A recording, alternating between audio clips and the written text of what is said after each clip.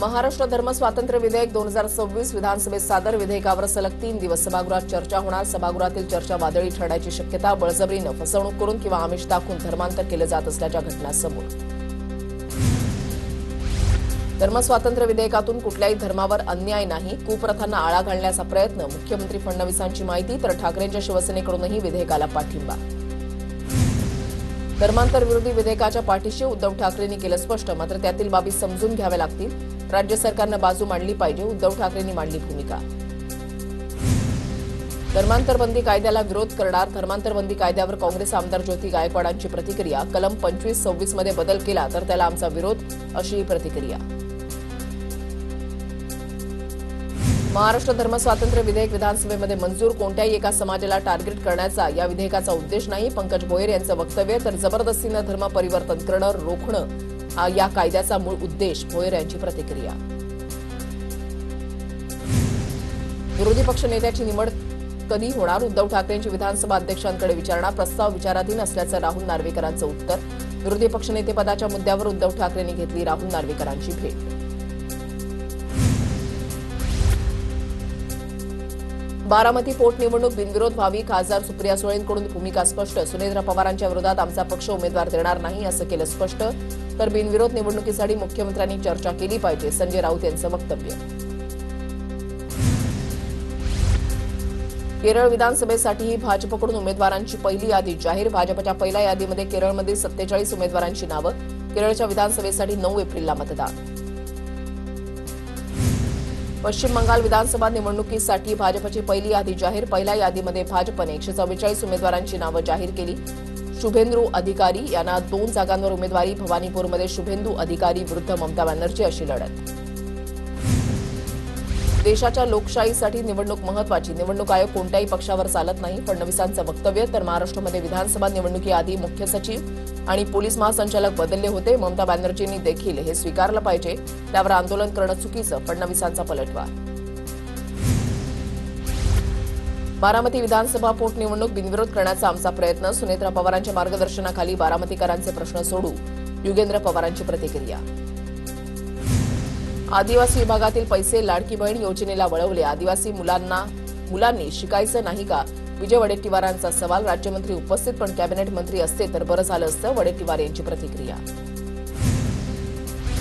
ठाणे मुलुंड दरम्यान होणाऱ्या नवीन स्टेशनला धर्मवीर आनंद दिघे रेल्वे स्थानक नाव द्यावं, अशी मागणी खासदार नरेश मस्केंनी संसदेत केली आहे. तर ठाणे मीरा भाईंदर आणि नवी मुंबईतील रेल्वे स्टेशन संदर्भातही प्रश्न नरेश मस्केंनी विचारले. साताऱ्यामधील दहिवडी पंचायत समितीवर राष्ट्रवादीचा झेंडा. भाजपचे मंत्री जयकुमार गोरेंना बालेकिल्ल्यामध्ये मोठा धक्का. चिठ्ठी टाकून राष्ट्रवादीचे दोन्ही उमेदवार निवडून आले.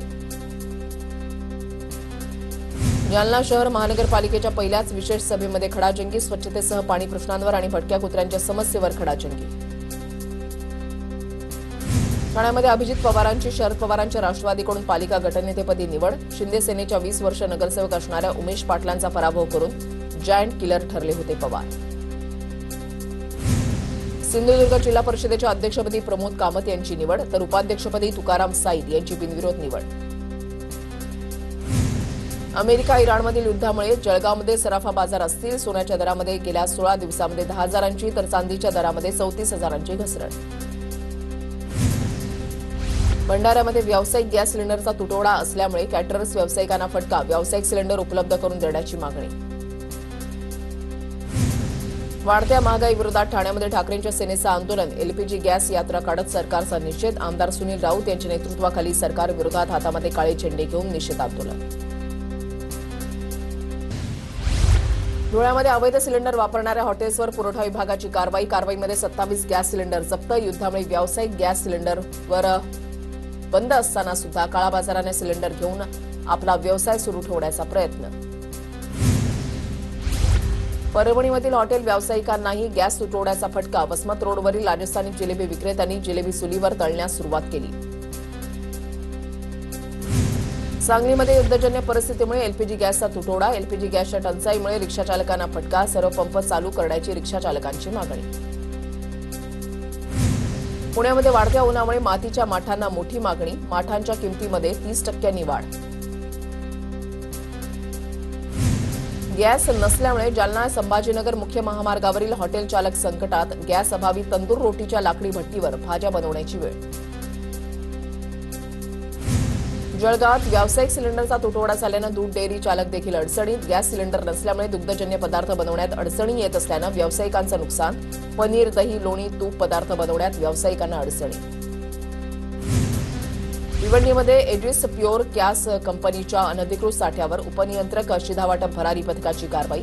330 घरगुती आणि व्यावसायिक गॅस सिलेंडरचा साठा जप्त. भरारी पथकाकडून सलग तिसऱ्या दिवशी शहरामध्ये कारवाई. सांगली जिल्ह्यामध्ये आखाती देशातील युद्ध आणि वाढत्या उन्हाचा अंडी दरावर परिणाम. अंड्याचे दर 2 रुपयांनी घसरले. जिल्ह्यातील अंडी उत्पादकांना आर्थिक संकटात.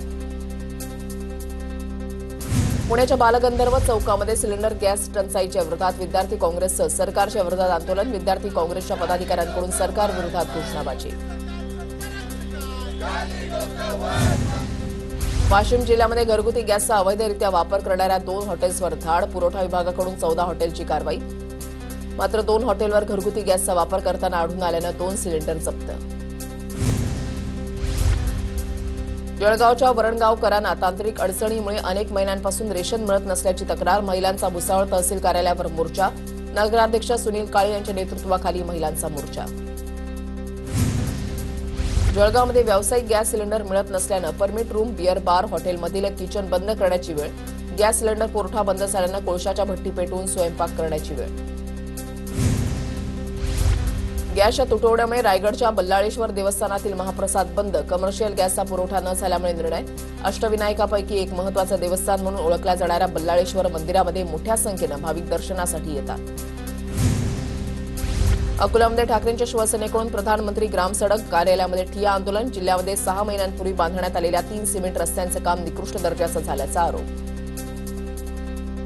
भंडाऱ्याच्या दाभा वळणावर विविध रस्त्यांच्या दुरवस्थेविरोधात गावकऱ्यांचा रास्ता रोको. अधिकाऱ्यांच्या आश्वासनानंतर आंदोलन मागे.